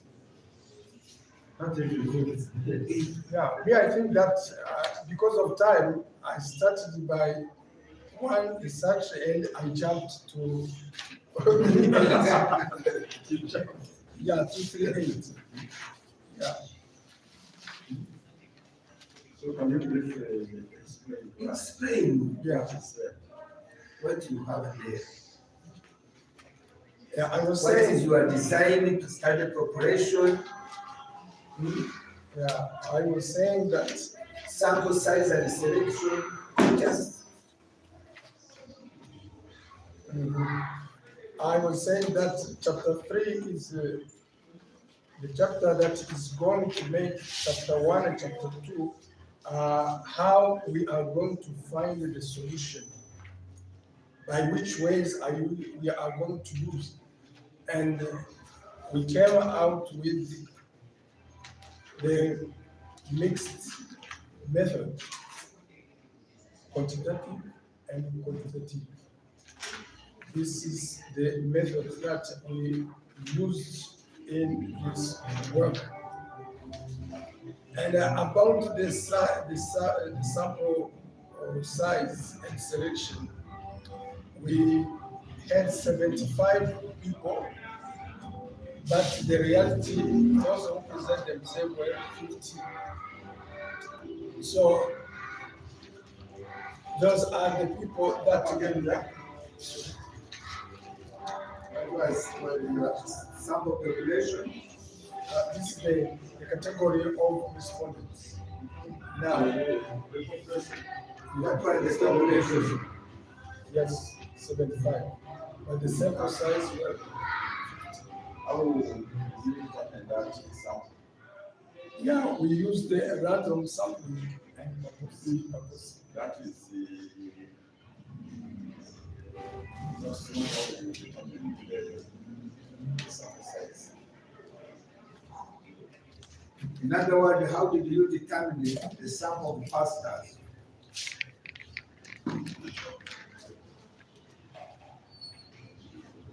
By proposing Then evangelists and the administrators. the same.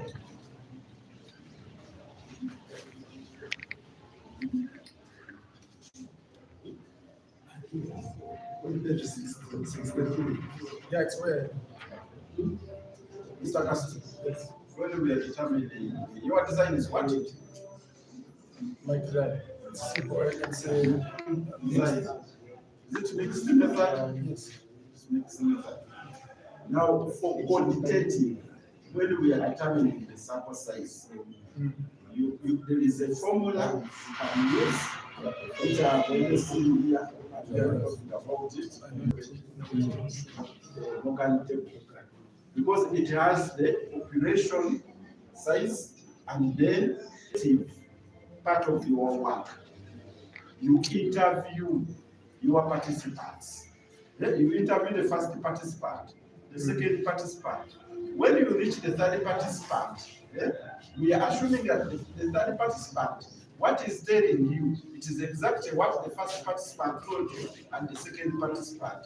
So, which means, even if you go to the fourth participant, there is nothing new you are getting.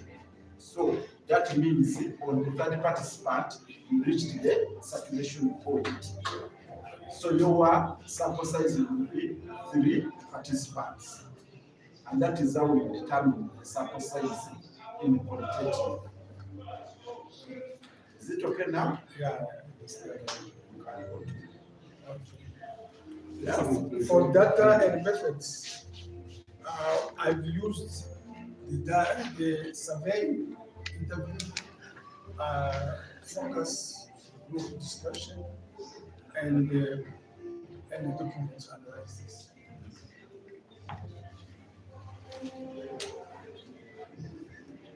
Yeah, I also had to read the thematic analysis.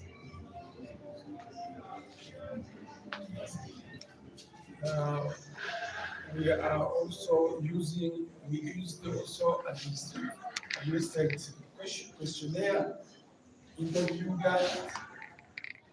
Those are the tools that I used. About, I'm going to the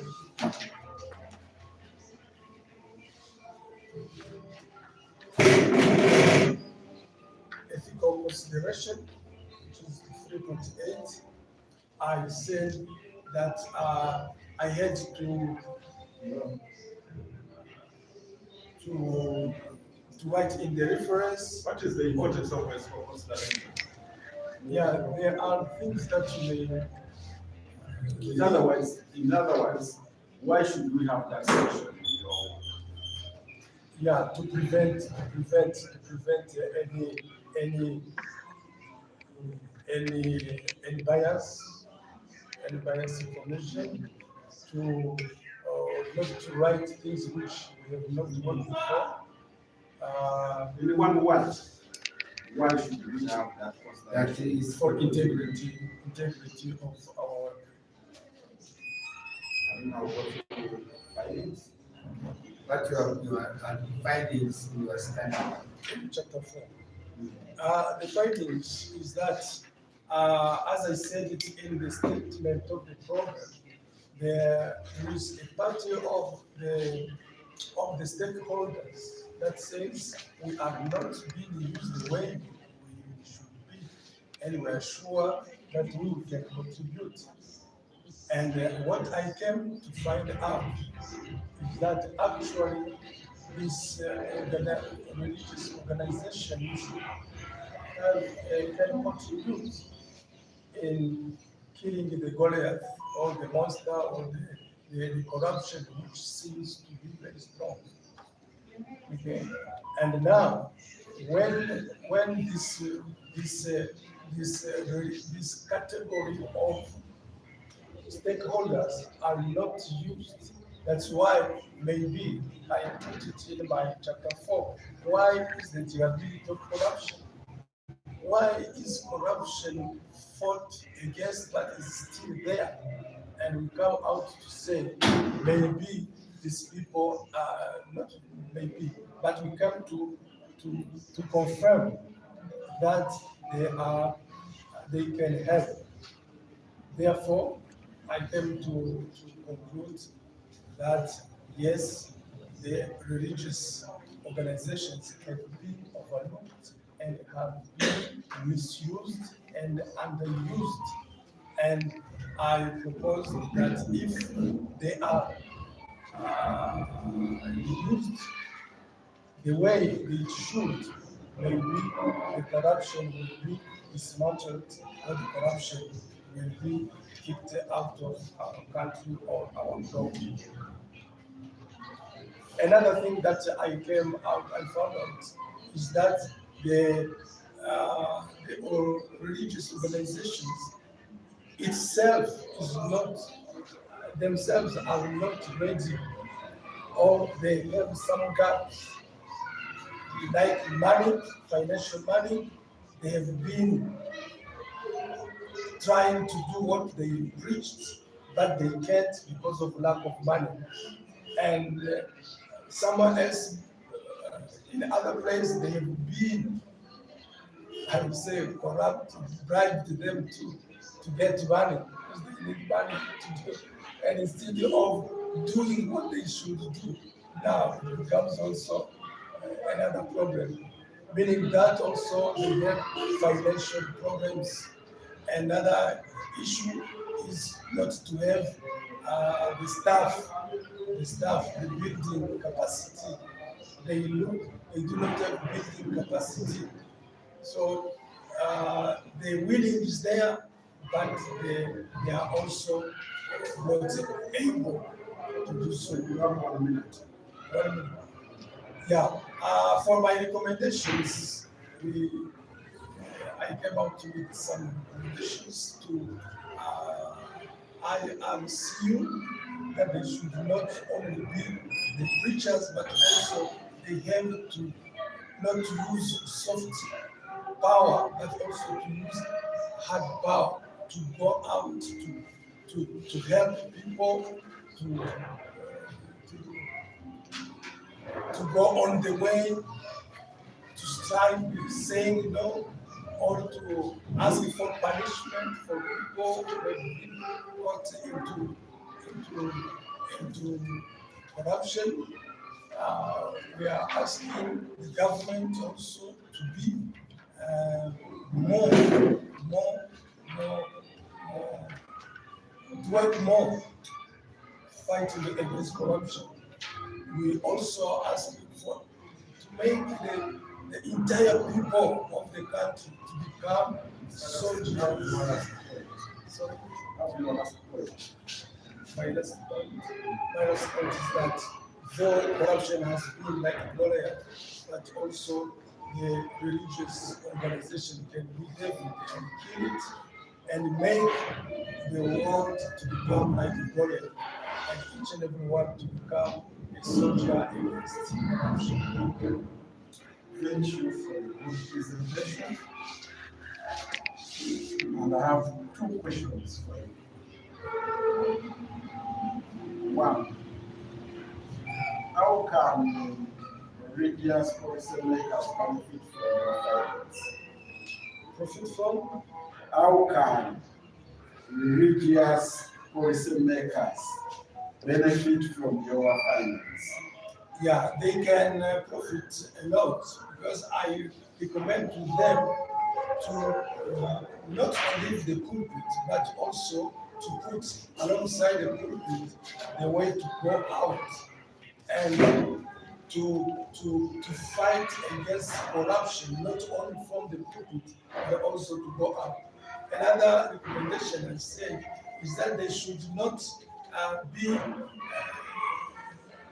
misusing the money elsewhere, as they forget to fight against corruption. And the projects of corruption should be into billions, not only in a little money, because this corruption is there and it's killing, it's destroying, it's doing many bad things. Therefore, they should come with a lot of money, with a lot of power and strength, so that whatever they do, it can be tangible. Now they should now come out of the fear that they cannot do anything, but they come out with confidence and work. How can you convince me? How can practitioners apply your recommendations? Yes, the practitioners, they can profit from my work. How can they apply your recommendations? They go out, they get money, they go out, they do building capacity. They go out to have open ears meeting against corruption. They go out to MPs, parliament. They declare that there is a problem of corruption, and that we as religious we can do something. Why can't you try us, give us space? Okay? Because now me, what I have come to see, it's that they are as if they are not working, underworked. They do not do anything. Whatever they do, it's just a small percentage. So I think that they should go out and say we are there and we do something. Help us. Mr. Shaman, Mr. Castillas, at this meeting, you have the best presentation. Thank you so much. So, with that, we are going for break. But before we go for break, I want to announce that Benoit has passed.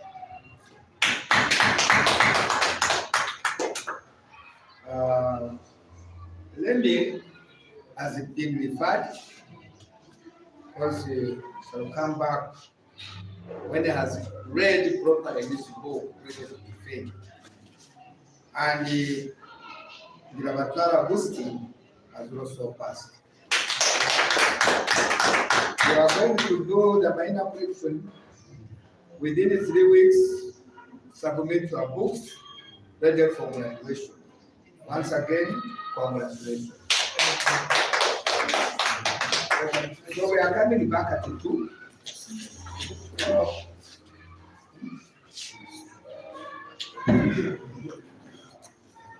Thank you very much. I have Lucy.